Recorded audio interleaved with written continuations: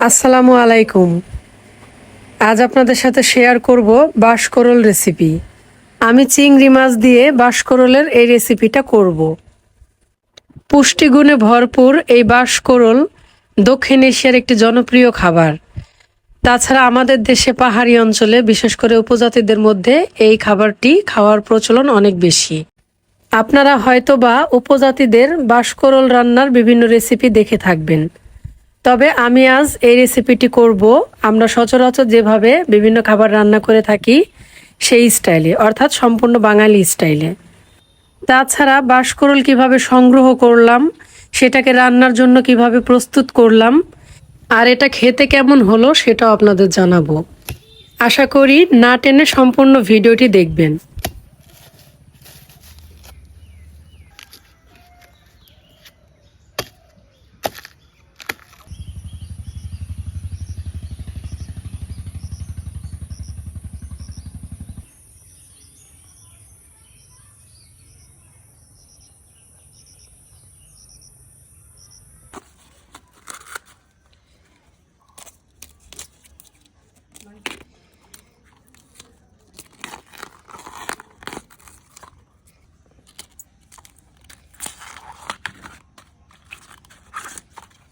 তো বাঁশকরলের খোসা ছাড়ানোর প্রক্রিয়াটি আপনারা দেখলেন। এবার এটা কেটে নেয়ার পালা। তো এই শক্ত অংশটি ফেলে দিব আর হাতে থাকা অংশটিকে পছন্দ মতো শেপে কেটে নিব।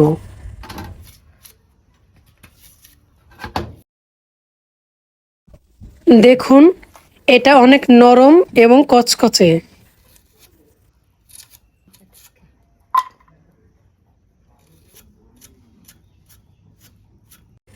তো এইভাবে আমি কেটে নিয়েছি। এবার এটাকে সিদ্ধ করতে বসিয়ে দিব।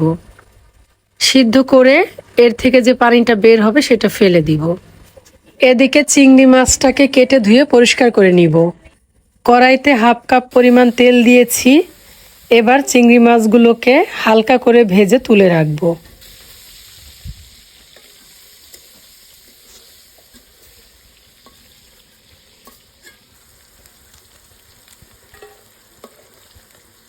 এবার এই তেলেই 3-4টে শুকনো মরিচ এবং কিছুটা পাঁচফোড়ন ফোড়নের জন্য দিয়ে দিলাম। সামান্য ভেজে নিয়ে দিয়ে দিলাম পেঁয়াজ কুচি হাফ কাপ পরিমাণ।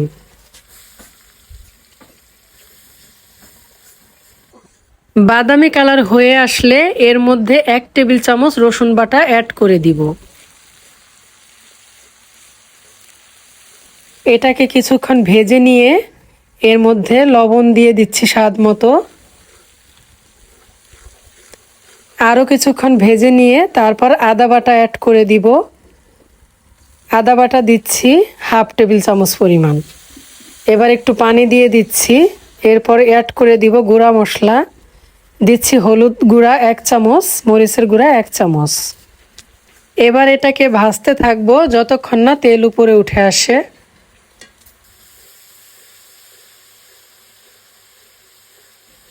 মশলাটা কষানো হয়ে গেছে। এবার বাঁশকরলগুলো দিয়ে দিচ্ছি।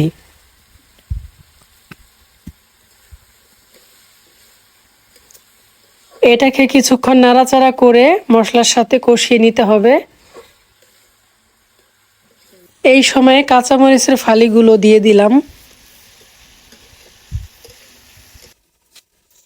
এইবার মাছগুলো অ্যাড করে দিচ্ছি। সব কিছুকে একসাথে 2 মিনিটের মতো কষিয়ে নিব। এই পর্যায়ে দিয়ে দিব 1 কাপ পরিমাণ নারিকেলের দুধ। আরও 2 মিনিট কষিয়ে নিয়ে ঝোলের জন্য পানি অ্যাড করে দিব।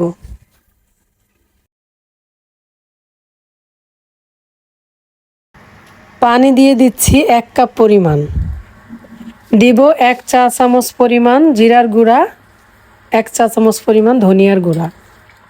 তো গুঁড়া মশলাগুলোকে নাড়াচাড়া দিয়ে ভালো করে মিশিয়ে নিতে হবে এবং বলক আসা পর্যন্ত অপেক্ষা করব।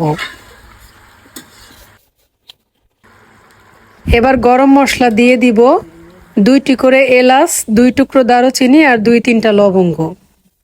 এরই মধ্যে দিয়ে দিয়েছি 1 চা চামচ পরিমাণ চিনি।